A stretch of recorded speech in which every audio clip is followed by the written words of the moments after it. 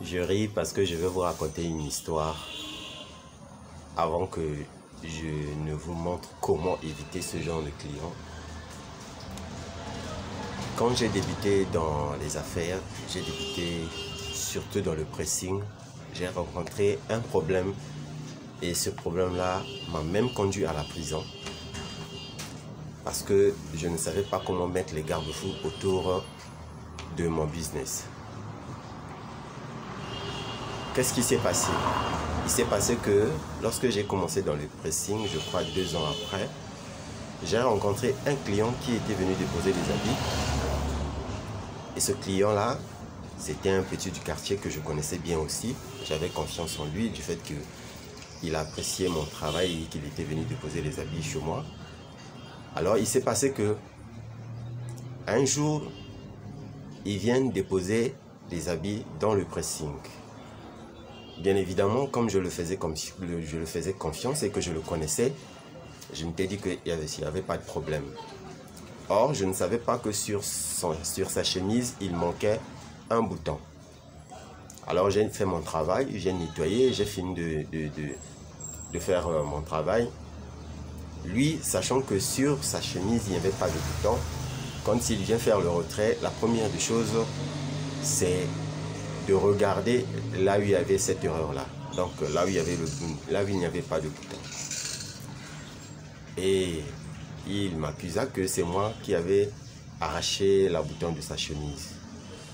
Moi, étant ne pas savoir qu'il n'y avait pas de bouton, puisque je n'avais pas vérifié, alors moi j'étais cloué. Et j'ai essayé d'user un peu de mon autorité sur lui, mais ça n'a pas marché parce que lui, c'était le fils d'un colonel, dont je tairai le nom dans la vidéo. Alors quand j'ai dit que je vais refuser de payer son habit parce qu'il voulait que je paye cette chemise du fait qu'il n'y avait pas de bouton, lui il est allé appeler son père et que son père c'était un monsieur du quartier que je connaissais aussi bien. En tout cas ce jour-là c'est comme si on ne se connaissait pas. Le papa m'a même conduit en prison. Je me suis retrouvé en prison, j'ai fait 3 jours en prison jusqu'à ce que j'ai payé cette chemise. Et cette erreur, cette leçon m'a beaucoup servi. Quand je suis sorti de la prison, je me suis dit qu'il fallait que je mette le garde-fou autour de mon business. Et c'est ce que j'avais fait. Et quand j'ai mis les garde-fous autour de mon business, jusqu'à aujourd'hui, ça m'a toujours sauvé la vie contre les clients véreux. Je vais vous montrer comment est-ce que vous devez vraiment faire face lorsque vous vous retrouvez dans ce genre de situation. On se retrouve tout à l'heure après le dîner.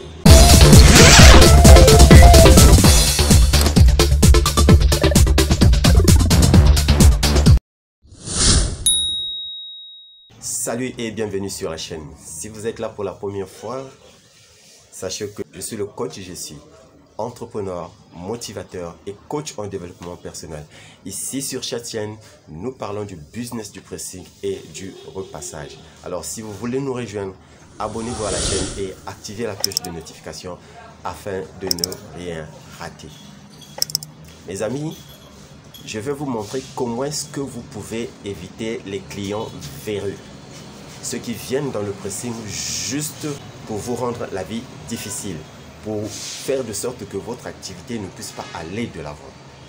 Vous pouvez me croire qu'il y a ces personnes qui sont comme ça. Ils ne viennent que pour vous rendre la vie difficile. Lui, il ne vient pas pour déposer les habits, mais lui, il vient parce qu'il a un but dans sa tête et il se dit que lorsque je vais aller là-bas, voilà ce qui va se passer. Moi, on va me payer mon habit, nanani, nanania, et tout ça là. Il y a des gens qui sont comme ça. Moi, je vais vous dire comment est-ce que vous devez éviter ce genre de personnes. Déjà, vous devez vous faire des bonnes relations. Quels sont le type de relations que vous devez avoir pour éviter ce genre de personnes-là? Des personnes véreuses là qui, comme je vous ai raconté dans l'histoire tout à l'heure.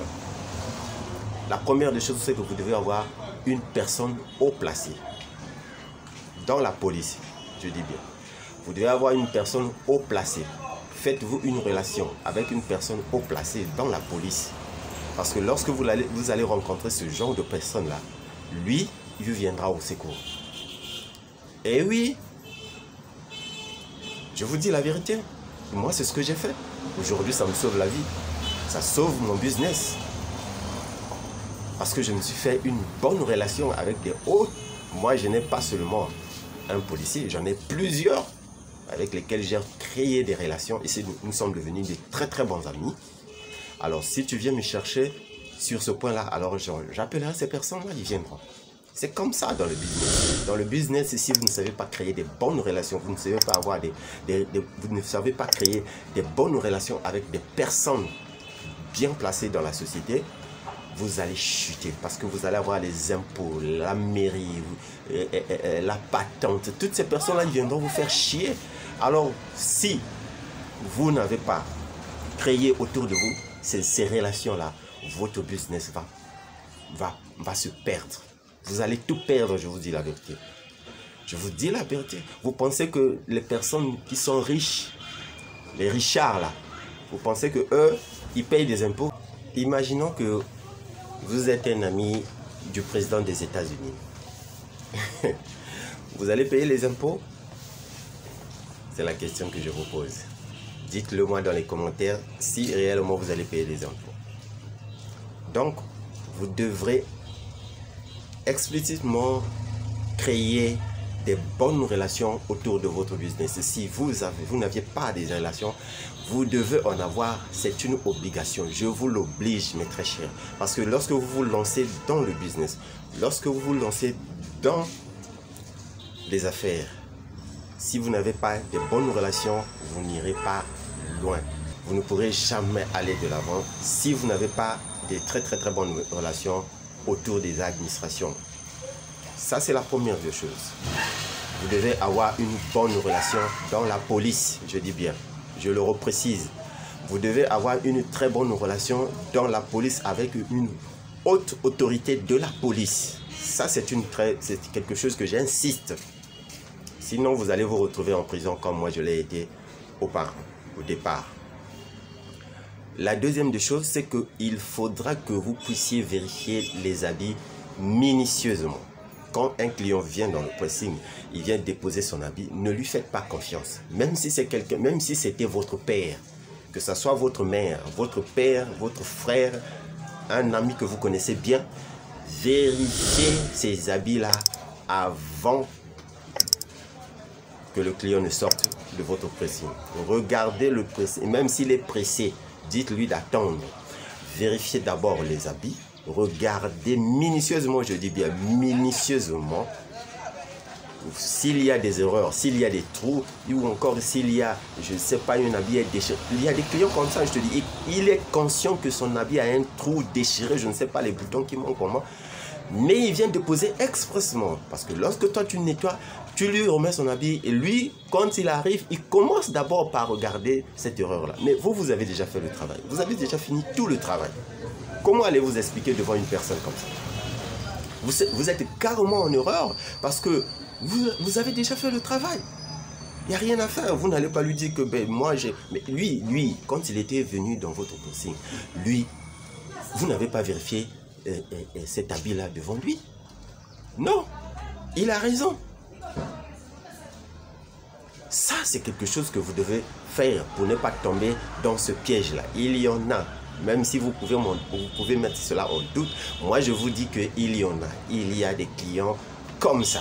Et j'en ai vécu beaucoup. J'ai cette expérience-là, j'en ai vécu. En tout cas, il y a plusieurs des personnes qui ont ce genre de mentalité. Ils viennent que pour nuire les autres. Faites très attention à ce genre de personnes. Donc vérifiez minutieusement les habits du client avant qu'il ne sorte de votre pressing. Même si vous faites le pressing à la maison et que vous allez récupérer les habits chez les gens, vérifiez les habits là-bas, là où vous partez chez eux. Vous vérifiez les habits devant ces personnes-là. Ne vous dites pas que lui, il vient, il vous donne les habits et vous sortez, vous partez. Ou encore, il avait déjà mis ses habits quelque part. Il dit, ah ben, écoutez, ma très chère, comme vous êtes arrivé, prenez les habits et partez. Non, ne partez pas comme ça. Vérifiez les habits devant lui avant de sortir dans cette maison ou encore avant que le client ne sorte de votre pressing. Il y a encore une autre, c'est que si seulement vous arrivez à un niveau où vous ne vérifiez pas les avis, ou encore le client est pressé, il dit ben, écoutez, je suis pressé, je suis dans un taxi, je vais au travail et tout ça, c'est pas grave. Trouvez un cahier, un bordereau. Lorsque vous allez, le client est parti, il vous dépose son avis, il est pressé, il vient de partir. Vous qui restez, qu'est-ce que vous faites? Vous prenez cet habit, vous le vérifiez minutieusement. S'il y a des défauts sur cet habit-là, écrivez-le dans ce cahier-là. D'abord, vous devez noter la date, l'heure à laquelle lui il est passé. Vous notez, je dis bien, la date et l'heure à laquelle vous êtes, l'heure à laquelle lui il est passé au pressing. Vous notez ça dans votre cahier-là, puisque lui il n'est pas là. Vous notez l'erreur. Si c'est un petit trou, écrivez un petit trou sur l'habit. Écrivez-le dans votre cahier. Si c'est un bouton qui manque, écrivez un bouton qui manque. Si c'est déchiré quelque part, écrivez-le dans ce cahier-là.